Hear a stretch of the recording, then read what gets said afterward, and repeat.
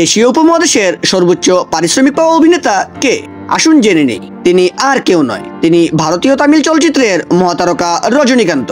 শুধু তামিল ভাষাতেই নয়, হিন্দি, তেলেগু, কন্নড় ও ইংরেজি ভাষার ছবিতেও জনপ্রিয় তারকা রজনীকান্ত। সাধারণ একজন বাস কন্ডাক্টর থেকে কিংবদন্তি অভিনেতা হিসেবে নিজেকে প্রতিষ্ঠিত করেছেন এই অভিনেতা।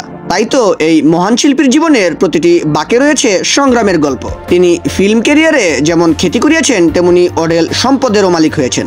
ভারতের সবচেয়ে বেশি পারিশ্রমিক পাওয়া অভিনেতাদেরও একজন তিনি। রজনীকান্ত এবার সবচেয়ে বেশি পারিশ্রমিক নিয়ে সব রেকর্ড ভেঙে দিলেন। ভারতীয় গণমাধ্যম থেকে জানা গেছে, থালাইবা 171 বা কুলি ছবিতে অভিনয়ের জন্য 260 কোটি রুপি, যা বাংলাদেশি মুদ্রায় 368 কোটি 63 লাখ টাকার বেশি পারিশ্রমিক নিয়ে সকল রেকর্ড ভেঙে দিয়েছেন এই কিংবদন্তি অভিনেতা। পাশাপাশি এশিয়ার সবচেয়ে বেশি পারিশ্রমিক নেওয়া অভিনয় শিল্পীদের শীর্ষে জায়গা করে নিলেন তিনি।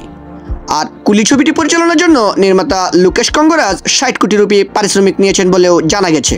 সংবাদ মাধ্যম ফোর্বসের তথ্য অনুসারে 2024 সালে ভারতের সবচেয়ে বেশি পারিশ্রমিক পাওয়া অভিনেতা ছিলেন শাহরুখ খান। তিনি 150 থেকে 250 কোটি রুপি পারিশ্রমিক পেয়ে থাকেন প্রতি ছবির জন্য। কিন্তু শাহরুখের অবস্থান এখন রজনীকান্তের পরে। রজনীকান্ত অভিনীত সর্বশেষ মুক্তিপ্রাপ্ত ছবি জালার। দীর্ঘ 2 বছর পর ছবিটির মাধ্যমে রূপালী পর্দায় ফিরেন এই অভিনেতা। মুক্তির পর বক্স অফিসে ঝড় চলেছিল এটি।